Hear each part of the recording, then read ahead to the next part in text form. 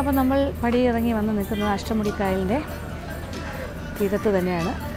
ഈ പ്രദേശത്ത് വന്നു കഴിഞ്ഞാൽ ഇങ്ങനെ കെട്ടുവള്ളങ്ങൾ പോലെ ബോട്ട് പോകുന്നൊരു കാഴ്ച, ഒരു എന്താ പറയുക, കുട്ടനാടെല്ലാം പോയി നിൽക്കുന്ന ഒരു പ്രതീതിയില്ലേ. നമ്മൾ കുട്ടനാട് സഞ്ചരിച്ച അവിടെ കെട്ടുവള്ളത്തിലും അല്ലാണ്ട് കേവ് വള്ളത്തിലും ഒക്കെ സഞ്ചരിച്ചിട്ടുണ്ട്.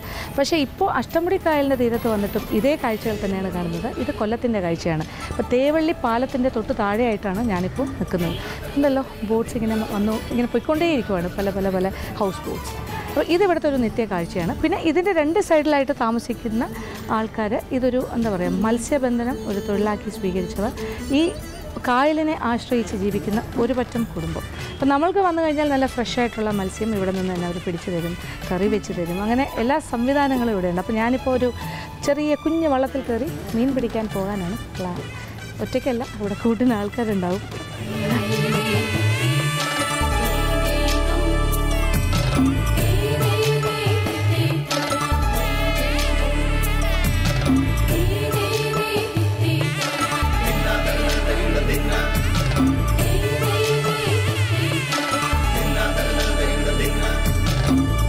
അപ്പോൾ മീൻ പിടിക്കാൻ പോകുന്ന കൊച്ചു വള്ളത്തിലേക്ക് ഞാൻ കയറാൻ പോവാണ്.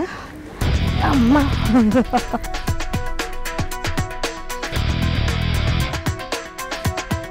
യെസ്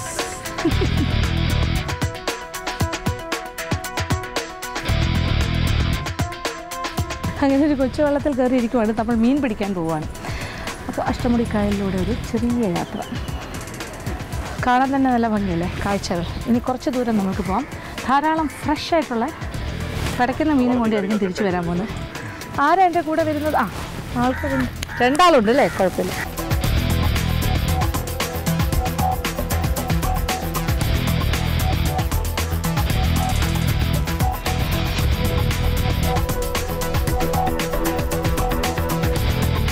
നമ്മളിപ്പോൾ അഷ്ടമുടിക്കായലിൻ്റെ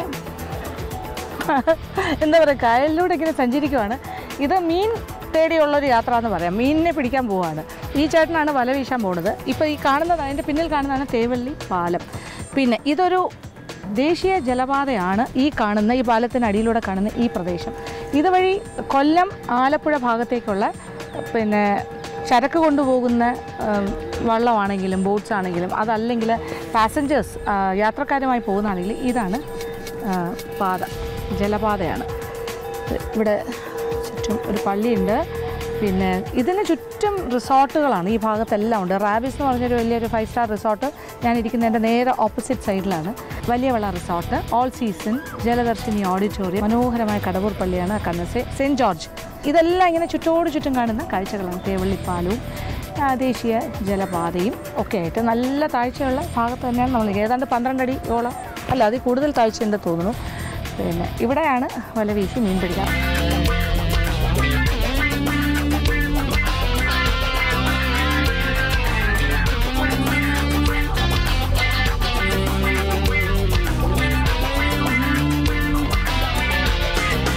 വല വീശാൻ പോവാണ്. വല വീശുന്ന സമയത്ത് ഇച്ചിരി ഒരു അനക്കം ഉണ്ടാകും എന്നാണ് പറയുന്നത്.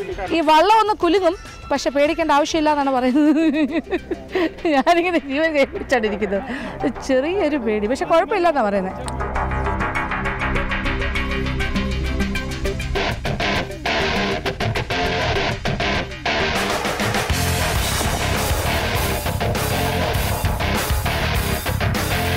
ഞാൻ പ്രതീക്ഷിച്ചത് ഭയങ്കരമായൊരു കുലുക്കമാണ്, പക്ഷേ ഒന്നും വലിയതായിട്ട് സംഭവിച്ചിട്ടില്ല.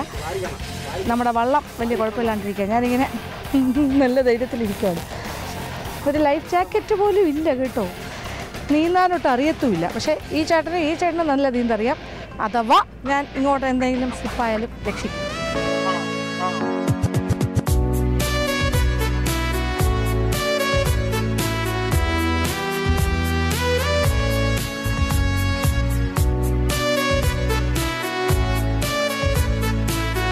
കൊല്ലം ബോട്ട് ജെട്ടി ഇവിടുന്ന് 1.5 കിലോമീറ്റേഴ്സേ ഉള്ളൂ. പിന്നെ ഇതൊരു വളരെ ഡിഫറെൻ്റ് എക്സ്പീരിയൻസ്. അതെ അതെ അതെ അതെ, മീൻ നമ്മൾ വല ഇട്ടിരിക്കുവാണ്. ഇനി മീൻ വല പൊക്കുമ്പോൾ എന്തൊക്കെ മീൻ കിട്ടിയെന്ന് നോക്കാം.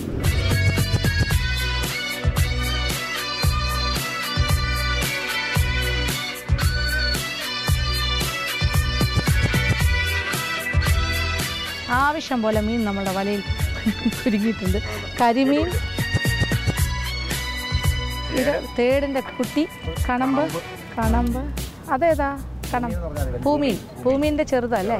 എല്ലാം കുഞ്ഞുങ്ങളല്ലേ? ഇച്ചിരൂടെ വലുതാവാനുണ്ട്. കരിമീൻ വലുതാ. നല്ല വലിപ്പമുള്ളതൊക്കെ പേൾ സ്പോട്ട്, നല്ലൊരു കരിമീൻ. ഇവിടുത്തെ കായലിലെ, ഈ അഷ്ടമുടി കായലിലെ കരിമീനിന് സ്വാദ് കൂടുതലാണെന്ന് പറയും. ശരിയല്ലേ? ഇവിടുത്തെ മീനിനെല്ലാം പൊതുവെ സ്വാദ് കൂടുതലാണ്. ഈ കരിമീൻ നോക്ക്, നല്ല ജീവനുണ്ട്, ഒരു കുഴപ്പമില്ലാതെ ഇരിക്കും. നോക്കും എൻ്റെ കയ്യിൽ. കൂടുതൽ കുഴപ്പം കാണിച്ച് ചിലപ്പോൾ വെള്ളത്തിലേക്ക് ചാടാനും സാധ്യതയുണ്ട്. എൻ്റെ കയ്യിൽ നിൽക്കില്ല. പിന്നെ മറ്റേ ആ തേർഡ് വേറെ ഏതൊക്കെയുള്ള കുറേ ഡിഫറെൻറ്റ് പല വെറൈറ്റീസിനെ കിട്ടിയിട്ടുണ്ട്.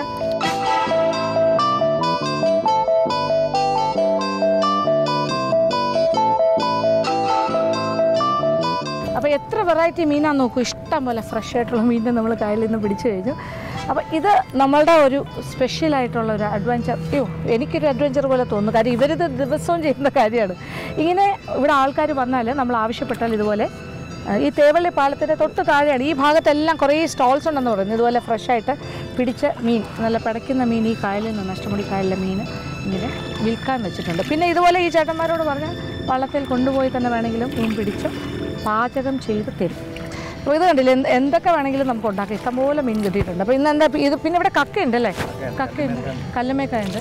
അപ്പോൾ അതുമെല്ലാം ഈ കായലിൽ നിന്നും പിടിക്കുന്നതാണ്. അപ്പോൾ അത് വെച്ചിട്ടും വിഭവങ്ങൾ തയ്യാറാക്കാം. അപ്പോൾ ധാരാളം മത്സ്യവിഭവങ്ങൾ ഇവർക്ക് സ്വന്തമായിട്ടുണ്ട്. ഇങ്ങനെ ടോട്ടലി നല്ല ആക്റ്റീവായിട്ടുള്ളൊരു സ്ഥലമാണ്. ഇതൊരു കുട്ടനാടിൻ്റെ മറ്റൊരു പതിപ്പായിട്ട് എനിക്ക് തോന്നുന്നു, അഷ്ടമുടി കായൽ. അപ്പോൾ ഇവിടെ നിന്നും ആലപ്പുഴ വരെയുള്ള ഒരു യാത്ര ജലമാർഗം പോയാൽ വളരെ ഇൻട്രസ്റ്റിംഗ് ആയിരിക്കും, രസകരമായിരിക്കും. കണ്ടില്ല, എല്ലാ മീനിനെ പിടിച്ച് വെച്ചിരിക്കും. എല്ലാം കിടന്ന് പിടയ്ക്കുന്നുണ്ട്. ഇനി നമ്മളിനി പതുക്കെ നമ്മുടെ വള്ളം തിരിച്ച് കരയുടെ ഭാഗത്തേക്ക് പോകാൻ പോകുന്നു. എന്നിട്ട് മീൻ കൊണ്ടുള്ള വിഭവങ്ങൾ തയ്യാറാക്കാൻ പോകാം.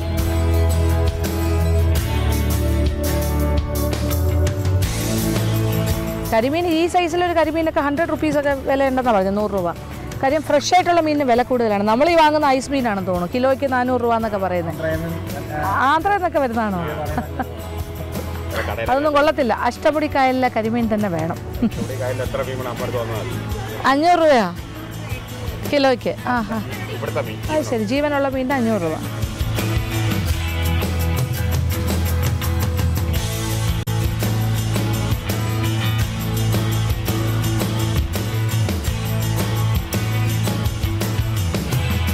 അപ്പോൾ നമ്മളുടെ മീൻപിടുത്തം എല്ലാം കഴിഞ്ഞ് തിരിച്ചെത്തിയിരിക്കുകയാണ്. അപ്പോൾ ഇനി ഇവിടെ ഈ ഭാഗത്ത് ഞാൻ പറഞ്ഞല്ലോ വീടുകളുണ്ട്, നമ്മൾക്ക് ഇഷ്ടമുള്ള രീതിയിൽ മത്സ്യം പിടിച്ചു കൊണ്ടുവന്ന് തയ്യാറാക്കി തരുന്നത്. അപ്പം അത്തരം ഒരു വീട്ടിൻ്റെ ഫ്രണ്ടിലാണ് അകത്തേക്ക്.